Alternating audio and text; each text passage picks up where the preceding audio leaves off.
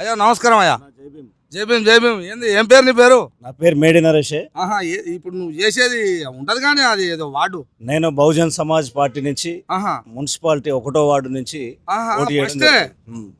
Number 1 లో పోటీ చేస్తున్నావు ఫస్ట్ వార్డు చేస్తున్నా, ఫస్ట్ వస్తాం కూడా.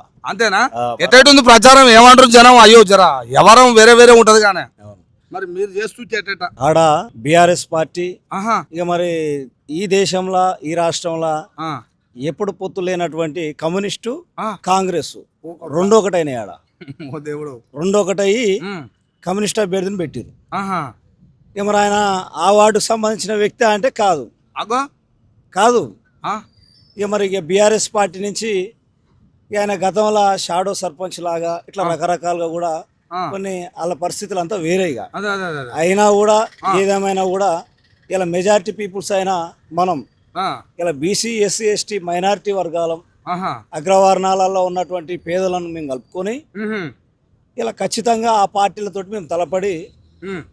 ఖచ్చితంగా మేము గెలుస్తున్నాం అని అయితే చెప్తున్నా. మొత్తం మీద 100% ఫస్ట్ వార్డులో బరాబరు 100% చెప్తున్నా. గెలుస్తామాట.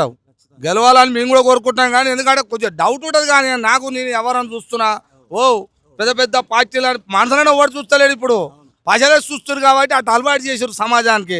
మరి మీ కాడ కూడా అట్లనే ఉందా మరి ఎట్లా అని? ఇంకోటి కూడా జరుగుతుంది ఈడ. ఆ, మంచి ప్రశ్న అడిగినావు. ఆ, ఇలా కాంగ్రెస్ పార్టీ నుంచి ఉన్నటువంటి ఎమ్మెల్యే ఆ, ఆయన ఏం చెప్తున్నా అనుకుంటున్నావు? ఆహా, ఎవరైనా వేరే పార్టీలో నిలబడ్డోళ్ళు కానీ ఆ, ఇండిపెండెంట్ గా నిలబడ్డోళ్ళు కానీ ఆ. వాళ్ళ దిక్కు కనబడితే మాత్రం నీకు ఇచ్చే ఇందిరా మిల్లు రాదు, ఓ. ఈ పింఛన్లు కూడా కట్ చేస్తామని చెప్పి చెప్తున్నా. హే, గంట ఘోరం ఉంటుందా? అవును జరుగుతుంది ఆడ. నువ్వు చూసినావా? ఆ, వాళ్ళు ఓటర్లే చెప్తురు.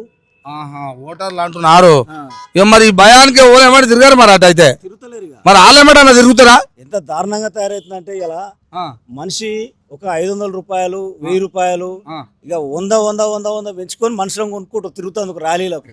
కొడుకా. ఇట్లాంటి పరిస్థితి ఉంది ఆడ. మరి నీ కాదు ఏమన్నా పైసలు? నేను ఆ, నేను ఓటును కొనలేదు, ఆ. అమ్మను. కొనవు అమ్మవు. కొనలేదు, అమ్మను.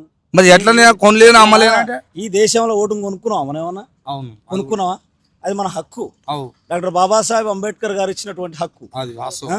ఎవరు పైసలు పెట్టి కొనుక్కొచ్చుకోలేదు దాన్ని. దానికి ఓవర్ కొనలే, ఎవరు బంగారాలు కుదబెట్టి ఆస్తులను కుదబెట్టి ఓటును అయితే కొనుక్కొచ్చుకోలేదు. కొనుక్కొచ్చుకోలే. ఆ? అమ్మో మహనీయులు మనకు ఒక హక్కుని కల్పించినప్పుడు అవును ఆ హక్కుని మనం వినియోగించుకోవాలి. అంతే. ఆ, అమ్ముకుంటే ఇందాక పెద్ద మనిషి మీరు కూడా చెప్పారు. అవును, అవును, అవును. ఆ? ఓటు ఏం నమ్ముకో. చెప్పారు? అది ఎంత గొప్ప మాట అంటే నిజంగా అంత పవిత్రమైనది. ఓటు నమ్ముకుంటే కడుపులో పుట్టిన బిడ్డ నమ్ముకున్నట్టే అవు పెద్ద అని మాట చెప్పేసి అది. చాలా గొప్ప మాట అది. అవు నిజంగా అదొక్కసారి దృష్టిలో పెట్టుకోవాలి. మ్మ్. ఓటు నమ్ముకుంటే కడుపులో పుట్టిన బిడ్డ నమ్ముకున్నట్టే. అది వాస్తవం. మంచి మాట. ఆ. ఈ మాటను కూడా మేము ప్రభావితం చేస్తాం, ఆ. చైతన్యం చేసేందుకు కూడా మేము వాడతాం. రానున్న రోజులలో బహుజన్ సమాజ్ పార్టీ అధికారంలోకి రాబోతుంది. ఆ. ఎందుకంటే ఏదైనా కూడా కొన్ని రోజుల వరకు వాళ్ళ ఆటలు. అవు అవును. ఇలా ఈ దేశంలో మనం చూస్తా ఉన్నాం ఇప్పటి వరకు కూడా. మ్మ్. ఇక కొన్ని రోజులేమో కమ్యూనిస్ట్ పార్టీ అధికారంలో ఉన్నది, అవును. కొన్ని రోజులేమో కాంగ్రెస్ పార్టీ అత్యధిక కాలంగా కాంగ్రెస్ పార్టీ ఉన్నది. అవును. ఇక మధ్యలో ఇక తెలుగుదేశం పార్టీ ఉన్నది. ఆహా. ఇక మరి మధ్యలో లాస్ట్ చివరి క్షణాలలో ఒక ఆయన పుట్టుకొచ్చిన వాళ్ళ నుంచే ఆహా. అది బీఆర్ఎస్ పార్టీ. అగ్గో. ఇక ఇవన్నిట్లు ఉండగా ఒకవైపు మతం, మా మతం వేరు మా రంగు వేరు. మరి జై శ్రీరామ్ అని అంటుంటారు. జై శ్రీరామ్ అంటే ఏందో నాకు అర్థం కాదు. ఇలాక మా రాష్ట్ర అధ్యక్షులు చెప్పారు మ్మ్. ఒక మాట.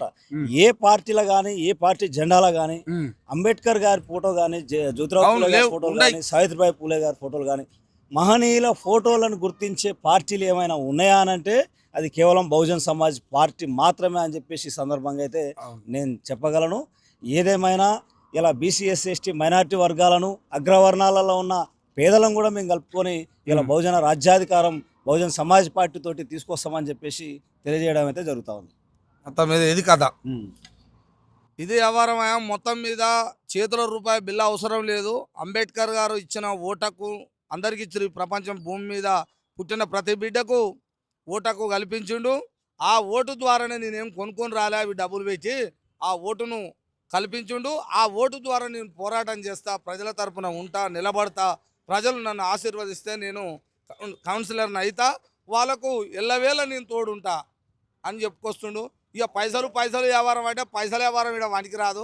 మరి తాతగారు, ఆ. ఒక విషయం కూడా చెప్పదలుచుకున్నా. ఆ, ఇలా మా వార్డుల పోటీ విషయానికి వస్తే ఆ, ఇలా నేను ఆ. దాదాపు 15 ఏళ్ళ నుంచి 20 ఏళ్ళు కూడా నేను ఈ ప్రజా సమస్యలలోనే ఉన్నా. ఏడ కాంట్రాక్టులు చేయలే, ఆ. ఏడ కమిషన్లు తీసుకోలే, ఆ. ఏ గవర్నమెంట్ ఉద్యోగం లేదు, ఆ. నేను ఇంకో వ్యాపారాలు కూడా నాకు ఏం లేవు. ఆహాహా. మీకు కూడా తెలుసు. అవు. ఈ మధ్య కాలంలో కూడా నేను ప్రశ్నించే తత్వంగా ప్రజా సమస్యలలో అవును, ఉన్నా.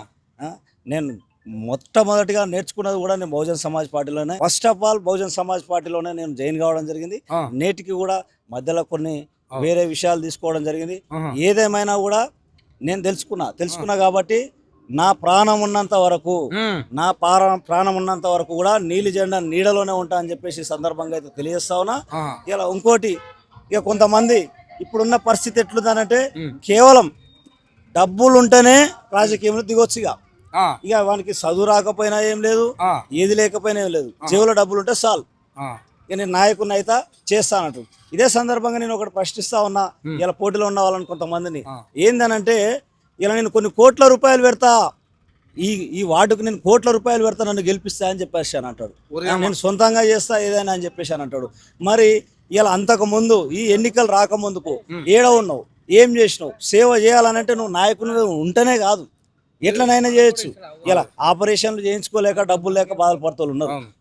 విద్యార్థులకు ఫీజులు కట్టలేని పరిస్థితులు వాళ్ళు ఉన్నారు. ఏ ఆగే. ఇట్లా రకరకాలుగా కూడా ఎంతో మంది ఎన్నో బాధలు పడుతున్నాం నువ్వు. అదే. ఇలా నీకు చేతనైతే ఒక లైబ్రరీ కట్టించండి, పోటీ పరీక్షల కోసం విద్యార్థుల కోసం పుస్తకాలను ఇప్పియండి. సేవ చేయాలంటే ఏ విధంగానైనా చేయొచ్చు. అదే. రాజకీయాలు చేసే వాళ్ళు చాలా మంది ఉన్నారు. ఇలా ప్రజలు ఏం తీర్పు తీసుకుంటారు అనేది ప్రజలను అయోమయానికి గురి చేస్తూ ఉన్నారు, తాగుడుకు బానిసలు చేస్తూ ఉన్నారు, డబ్బులు వెదలుతూ ఉన్నారు. ఇట్లా ఈ రకంగా ఈ ఓట్లు అనేది ఏం చేయాలనో అర్థం కాని పరిస్థితుల కన్ఫ్యూజ్లా ఇలా నేటికి స్వాతంత్రం వచ్చి 80 సంవత్సరాలు అవుతున్నా కూడా నిజంగా కూడా దోపిడీకే గురవుతా ఉన్నది. ఇందాక చెప్పినట్టు ఈ పాలకులు ఎవరయ్యా అంటే ఇప్పటివరకు వెళ్ళిన వాళ్ళు కూడా కమ్మలు, కాపులు, వెల్మలు, రెడ్లు, బ్రాహ్మణులు తప్ప ఇలా బహుజన వర్గాలకు సంబంధించినటువంటి ఎవరు లేదు. తక్కువ కాలంలో ఒక 2 సంవత్సరాలు దళిత బిడ్డ ముఖ్యమంత్రి చేయడం జరిగింది, ఒక్కసారి 2 సంవత్సరాలు బీసీ బిడ్డ ముఖ్యమంత్రి చేయడం జరిగింది. ఇప్పటి వరకు కూడా నేటికి కూడా ఈ అగ్రవర్ణాలేగా ఏది లేదు. ఈ విధంగా జరుగుతుంది. కాబట్టి చైతన్యం కావాల్సిన అవసరం ఎంతైనా ఉన్నదని చెప్పేసి బెంజీ కుమారి మాయావతి గారి ఆలోచన విధానంతో కాంశీరామ్ గారు కలలు కన్నా రాజ్యం తీసుకురావాలి. కాబట్టి బహుజన్ సమాజ్ పార్టీని దృష్టిలో పెట్టుకొని బహుజన్ సమాజ్ పార్టీని నిలబడ్డ అందరు అభ్యర్థులని ఏనుగుర్తు కోటేసి గెలిపించాలని చెప్పేసి తల్వార్ తాత టీవీకి మేము ఈ టీవీ ద్వారా విజ్ఞప్తి చేస్తా ఉన్నాం. ఈరోజు తాత సమయం ఇచ్చినందుకు కూడా ప్రత్యేకంగా తాతకు జైభీం తెలియజేస్తా ఉన్నా, ధన్యవాదాలు తెలియజేస్తా ఉన్నా. Thank you. ఓకే, మరి చూస్తున్నారు కదా, మరి ఫస్ట్ వార్డ్ అట, మరి ఫస్ట్ వార్డు ఫస్ట్ గుర్తే అనుకుంటా, ఏనుగు గుర్తు మూడో గుర్తా. ఫస్ట్ వార్డులా మరి ఫస్ట్ వార్డుకు కౌన్సిలర్గా పోటీ చేస్తుండు, మూడో గుర్తు ఏనుగు. ఇక్కడ ఉంది చూసినారులా, మరి ఏనుగు గుర్తు మన అందరి తరపున నిలబడ్డాడు. బహుజనుల తరపున మరి ఓటేసి మీ అమూల్యమైన ఓటేసి గెలిపిస్తారని మరి నేను కూడా కోరుకుంటున్నా. ఓటుని అమ్ముకోకండి దయచేసి. వస్తారు మన ఇళ్ళకి వస్తారు, మీరు పోయి ఏం అడగరు, వాళ్ళే వచ్చి బదలాడి కాళ్ళకు దండం పెట్టి కూడా ఇచ్చిపోతారు. కానీ బోల్తా పడవద్దు, మంచిని అమ్ముకోవద్దని నేను కూడా చెప్తున్నా. మరి చూస్తూనే ఉండండి.